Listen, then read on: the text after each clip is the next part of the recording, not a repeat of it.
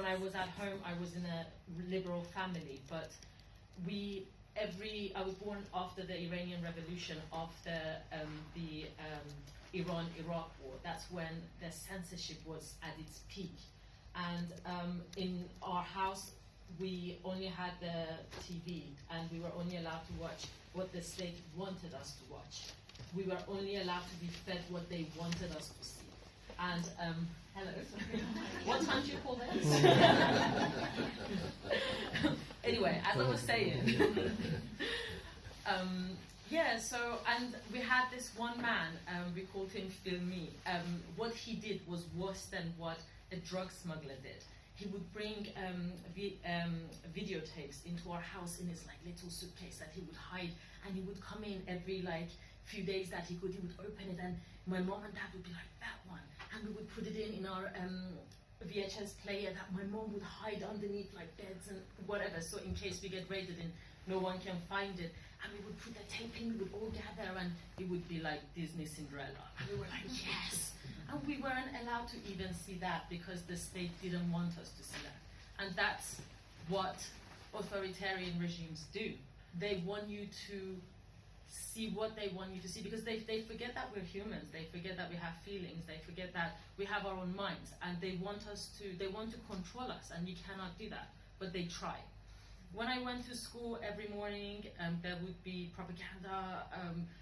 We would have to stand up and say death to America, death to Israel, and we would have to go in with headscarves. So it was this big. And my mom and dad would be like, every day they would be like, be careful, you don't say that we have a VHS player in our house. Be careful, you don't say we have so-and-so booking on our shelf. My mom and dad, the family would always be so careful about what they said around me, just in case I, like a 6-7-year-old kid, would say it in school, because then they would be in trouble. I had so many friends whose parents ended up in prison because of what they said in school. During Ramadan, they would say, if you're not fasting, I'm a little kid, if you're not fasting, lie about fasting. This was the message we were given in schools. Why? Because you're taught to lie, so that you are fitting into that mold that the government wants you to fit in. And this continued, and look at where Iran is right now.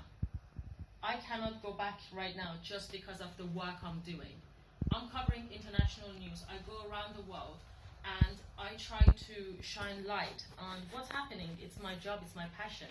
And I cannot go back to my own mother country, because if I go back, I could never come back out. Look at what's happened to all these other journalists. And that's outrageous. This has become so normal for us. We're like, yeah, obviously.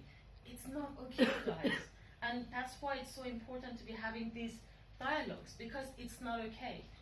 And another thing I wanted to say before I talk about the film I recently made. What this type of system inside of Iran is the reason my dad got arrested, and we had to escape overnight. My mom with me and my little sister, we had to flee. And I spent the first years of my teenage life in refugee camps, in poverty, in homelessness. Why? Because we were after our most basic freedoms. And the backbone of any democracy, let's not forget, is freedom of press. Why? Because media, TV, we have a voice, and we are a tool to give voice to people, and vice versa, to be able to show the truth and represent the truth. And as long as we are shut down, truth gets shut down.